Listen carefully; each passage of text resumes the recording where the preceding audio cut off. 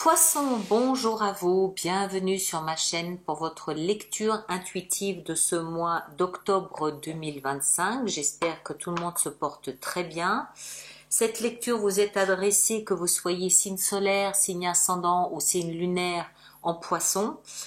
Alors, ce mois d'octobre vous prépare à un rendez-vous avec votre destin. Le hic, c'est que vous n'avez pas envie. Vous craignez un petit peu ce rendez-vous. Vous ne vous sentez pas forcément à la hauteur, à la dimension, surtout au niveau émotionnel. Il semblerait que dans votre vie sentimentale, ce soit la foire d'empoigne, vous n'êtes pas à l'aise. Vous ne vous sentez pas à la dimension, vous ne vous sentez pas à la hauteur. Comme si vous n'aviez pas confiance en vous sur le plan émotionnel pour monter dans cette barque du changement. Alors votre défi ce mois d'octobre, ça va être de prendre confiance en vous, ça va être de devenir un empereur. Jules César, rien que ça. Pas facile, pas évident, mais vous allez le faire, vous avez une grande alliée avec vous ce mois-ci pour faire ce travail, c'est la reine d'épée dans votre vie intérieure qui vraiment va être d'un grand soutien, un grand support, qui va comprendre avec beaucoup de perspicacité où vous pouvez travailler, ce que vous pouvez améliorer, ce qu'il faut faire, pas faire. Elle va vraiment beaucoup vous aider. Votre vie professionnelle se passe super bien. Voilà, donc c'est un petit peu votre cheminement de ce mois d'octobre, que vous acceptiez ce défi ou non. Voilà, passez un excellent mois d'octobre, à bientôt, merci beaucoup.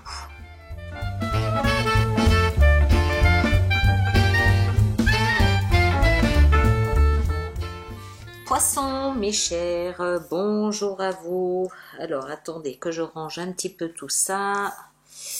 Et on va regarder, on va commencer par les arcanes majeures. Alors, où est-ce qu'on en est? Arcanes majeures, on en a deux. On a la grande prêtresse ici dans votre énergie et on a l'empereur dans le défi. Sinon, on a des épées, coupe, denier, bâton, coupe, épée, coupe. D'accord. Très bien. Ça me plaît beaucoup.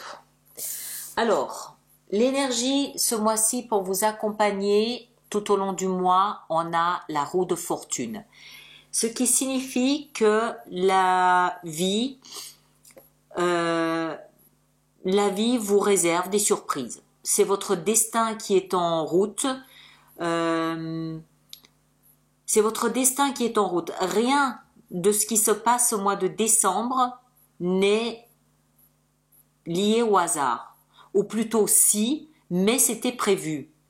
C'est-à-dire que ce mois d'octobre, c'est votre destin qui se manifeste. Voilà, tout était écrit. Ce sont des choses positives comme des choses négatives, peu importe, mais c'est pas ça qui est important. Ce qui est important, c'est que votre destin se manifeste ce mois d'octobre. En bien, en moins bien. Encore une fois, c'est pas l'important.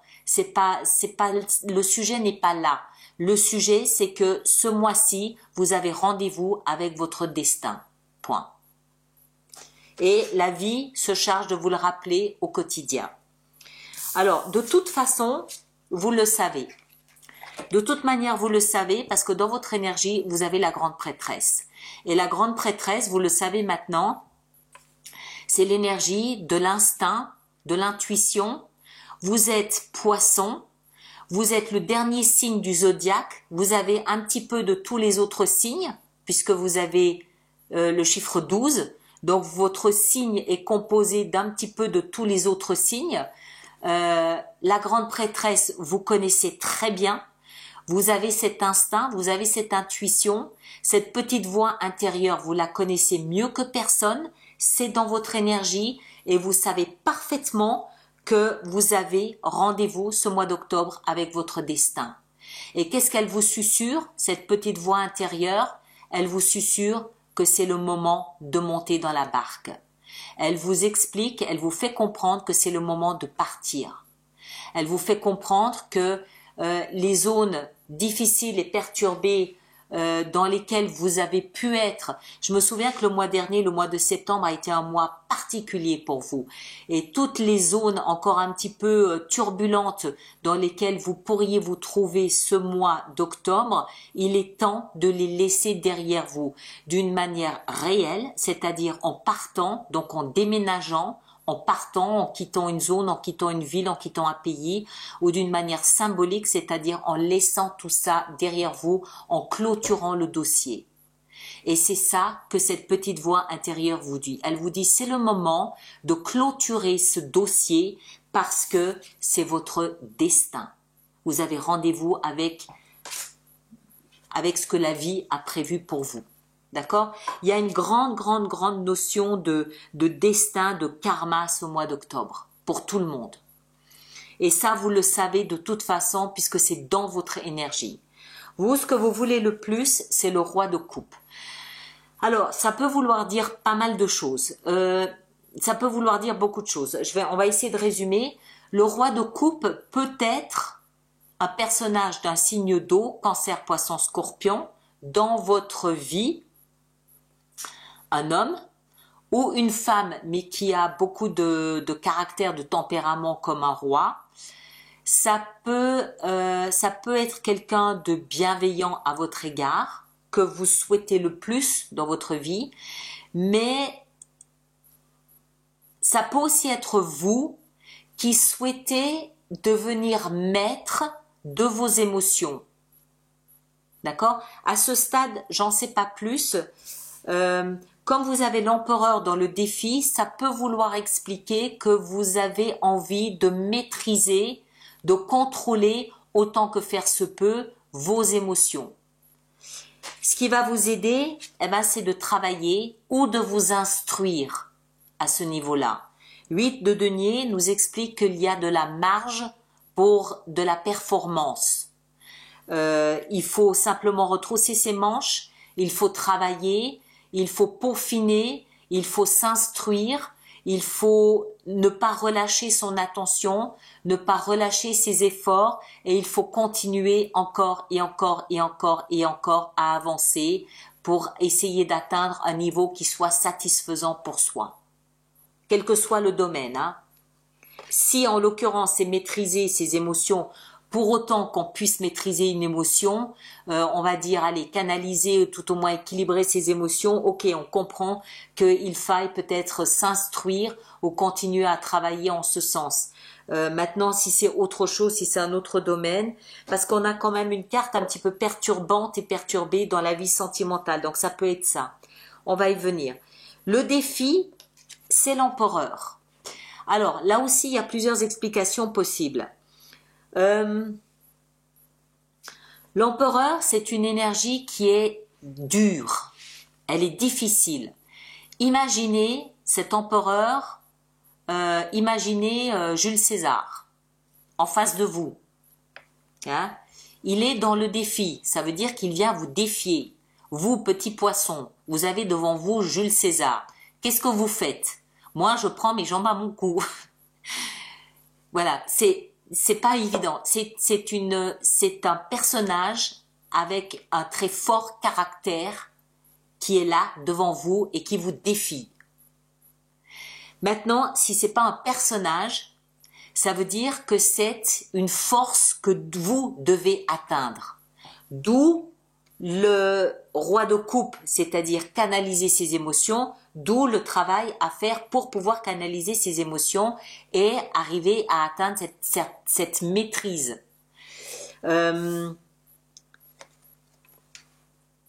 Ça va dépendre de chacun.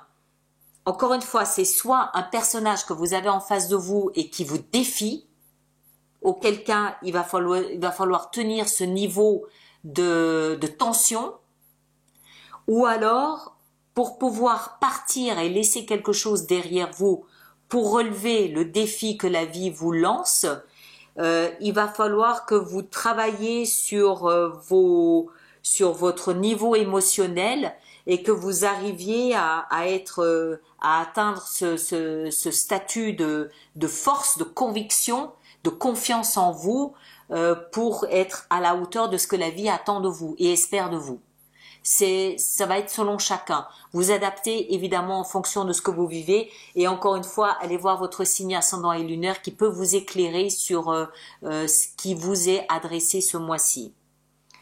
Moi, ce que je comprends ici, c'est que puisque vous sentez très bien que votre place n'est plus là où vous êtes, que votre place est ailleurs et que la vie vous fait des appels de phare pour vous montrer où vous devez aller, il faut peut-être une bonne dose de courage pour aller là où la vie vous appelle. Même si c'est destiné, il n'empêche que quitter une zone qui vous a paru sécurisante tout au long de votre vie pour aller là où vous n'avez pas pied, parce que la barque ici, quand elle quitte un territoire, on ne sait pas où elle va. Donc ça peut être déstabilisant de monter dans une barque, on ne sait pas où elle va aller. Donc il faut peut-être une bonne dose de courage ou d'inconscience pour monter dans une barque et se laisser naviguer comme ça. Donc oui, ça peut nécessiter peut-être de retrousser ses manches et de travailler un petit peu, oui. Auquel cas, on comprend qu'il nous faille atteindre cette puissance de l'empereur pour se dire « Ok, j'y vais, on verra bien ce qui se passe ». Maintenant, encore une fois, dans d'autres circonstances, ça peut être un personnage qui vient ici vous défier et il va falloir tenir son niveau de force, de caractère en le regardant droit dans les yeux. Vie sentimentale, c'est la foire d'empoigne. 5 de bâton, c'est à qui mieux mieux. 5, c'est un chiffre en déséquilibre, c'est un chiffre de changement. Les bâtons, c'est de la force, donc c'est la foire d'empoigne. Il n'y a pas de leader, c'est chaotique, ça part dans tous les sens, c'est des actions dans tous les sens. C'est je fais une action, l'autre défait l'action, il en fait une autre dans un autre sens, que vous défaites et vous en faites une autre dans un autre sens. C'est voilà, chacun tire la couverture à soi et chacun fait une action dans son domaine qui contredit et contrecarre l'action de l'autre. Si vous êtes tout seul, eh ben vous vous amusez beaucoup à défaire ce que vous avez fait la veille. D'accord? Donc si c'est pas structuré, ça part dans tous les sens. Vie professionnelle et financière, il y a quelque chose de joli avec le valet de coupe. Il y a une pulsion du cœur qui dit « moi, j'aimerais mettre ça en place ». Je me découvre une nouvelle passion, une nouvelle envie pour ça. J'aimerais mettre ça en place. Ça peut aussi vouloir dire j'ai un nouveau travail, j'ai il y a un nouveau corps de métier qui m'intéresse, qui m'interpelle. Il y a un nouveau collègue sur mon lieu de travail qui me plaît. Il y a quelque chose de nouveau quelque part qui me plaît. Voilà, le valet de coupe.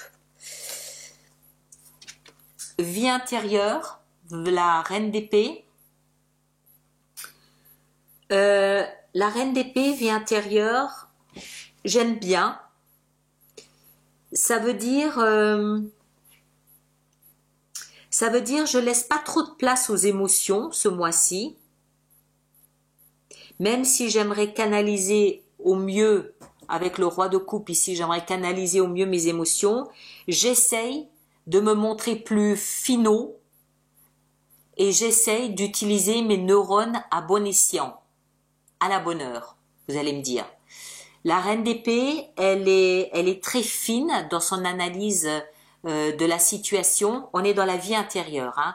Donc ça veut dire qu'elle analyse finement la situation, elle réfléchit, elle communique avec elle-même, elle arrive à décortiquer la situation en finesse, avec beaucoup de doigté, avec beaucoup d'élégance, avec beaucoup de raffinement. On a vu ici que ce qui allait l'aider, c'est de continuer à s'instruire et de continuer à travailler. Ça se fait en collaboration avec une analyse de la situation.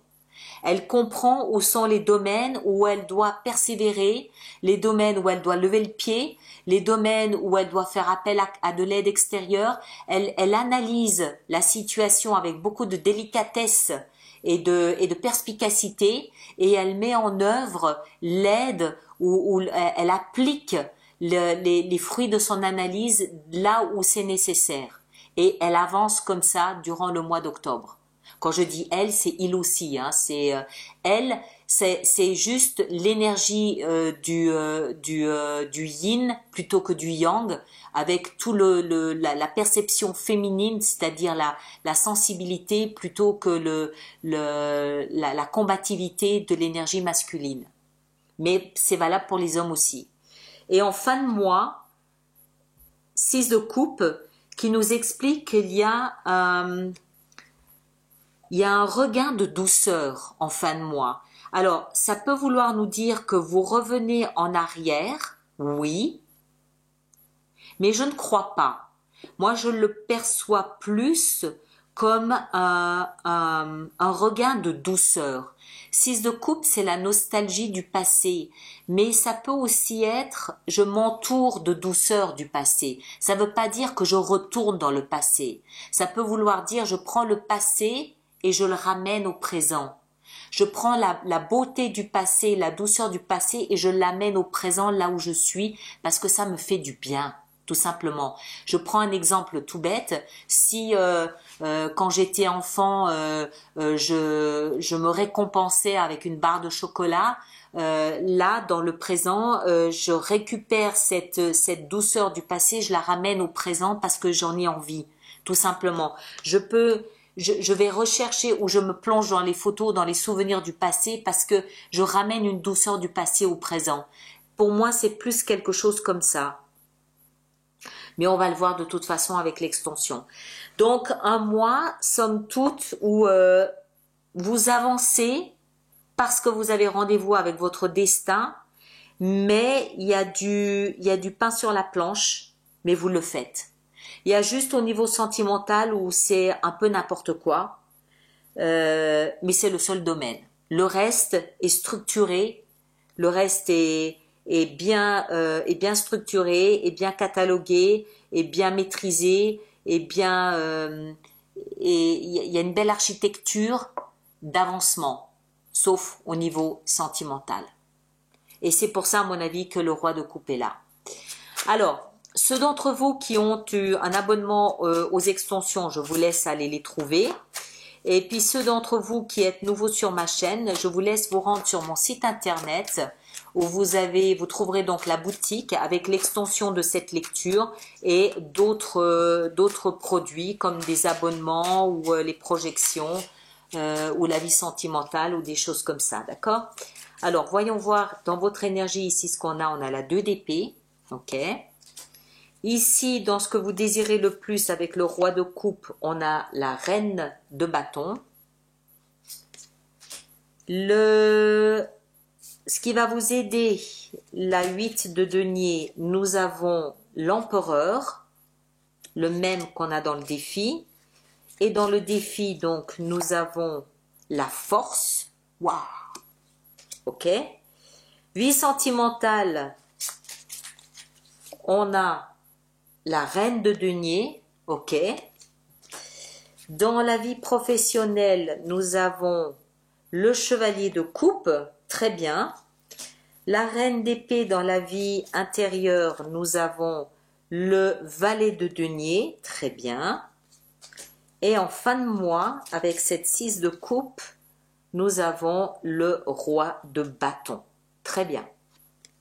Il y a juste ici où il y a beaucoup de puissance. On va voir ce que ça signifie. Et là, la 4 de denier derrière le paquet. Voilà mes chers, je vous laisse avec ça. Gardez en tête que ce sont des lectures très générales. Elles ne peuvent pas de ce fait correspondre à tout le monde. Je vous invite donc à aller voir votre signe ascendant et votre signe lunaire. Vous faites la pondération des 3 pour avoir une lecture plus personnalisée. Merci de partager, de liker, de laisser vos commentaires pour les autres personnes du même signe que vous. Ceux qui me rejoignent pour l'extension, le lien est dans la boîte de dialogue juste là-dessous. Et les autres, on se retrouve le mois prochain. Prenez un grand soin de vous. À bientôt. Merci beaucoup.